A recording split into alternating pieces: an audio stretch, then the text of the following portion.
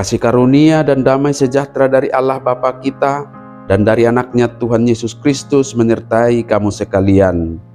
Amin. Shalom, saudara-saudari sahabatku semua yang terkasih di dalam nama Tuhan Yesus.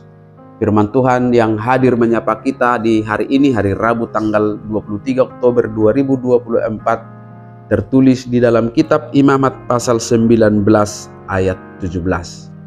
Mari sahabatku semua kita simak dan renungkan firman Tuhan yang menjadi kekuatan dan inspirasi untuk menjalani hari ini demikian. Janganlah engkau membenci saudaramu di dalam hatimu, tetapi engkau harus berterus terang menegur orang sesamamu. Dan janganlah engkau mendatangkan dosa kepada dirimu karena dia. Dang jadi hosommu dongammu di bagasan roham, alai ikon marsipaingot ho tudungammu, asa unang mania dosa ho ala ibana. Demikian firman Tuhan. Sahabat renungan harian, saudara-saudariku yang terkasih di dalam nama Tuhan Yesus, salah satu dari sekian banyak tatanan hidup sosial yang diaturkan oleh Tuhan bagi orang percaya dicatat dalam nas harian kita hari ini sebagai bentuk penghargaan dan penghormatan kita akan kekudusan Tuhan. Kalau kita membaca ayat ini, pesannya memang amat sangat sederhana dan sangat mudah kita pahami.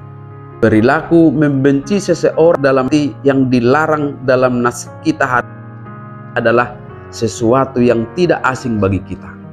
Dan lagi, berkata terus terang untuk menegur seseorang adalah sesuatu yang sering muncul dalam pikiran kita, namun sulit untuk merealisasikannya.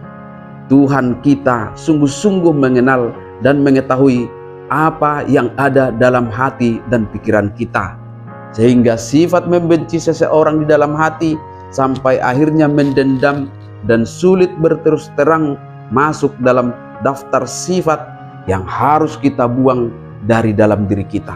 Ada dua efek buruk yang akan terjadi dalam kehidupan seseorang yang bertahan untuk membenci saudaranya di dalam hatinya dan tidak mau berterus terang untuk menegur.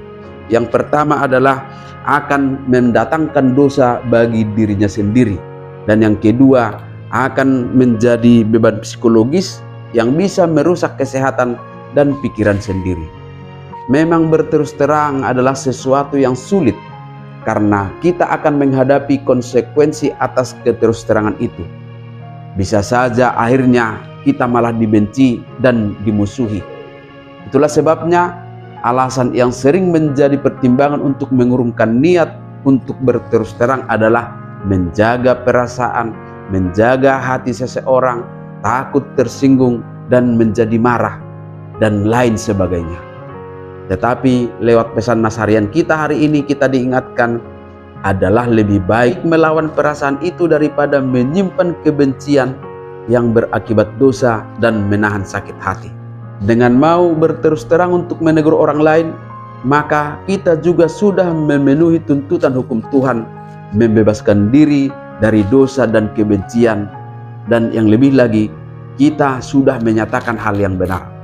Keterus terangan barangkali akan memunculkan rasa sakit hati, tetapi itu hanya akan terjadi sesaat. Menahan dan menyimpannya di dalam hati akan membuat kegelisahan bertahan lama dan kebenaran akan selalu tertutupi. Oleh sebab itu sahabatku semua, jujur dan berterus teranglah kepada sesama. Jangan menyimpan rasa benci di dalam hati. Tegurlah seseorang dalam kesalahan dan kekurangannya. Pasti hal itu akan menciptakan hari-hari selanjutnya yang bebas dari beban kebencian dan sakit hati. Kiranya kita dimampukan oleh Roh Kudus untuk melakukannya dalam membangun relasi yang baik di dalam cinta kasih kepada sesama kita. Amin. Selamat beraktivitas. Tuhan memberkati.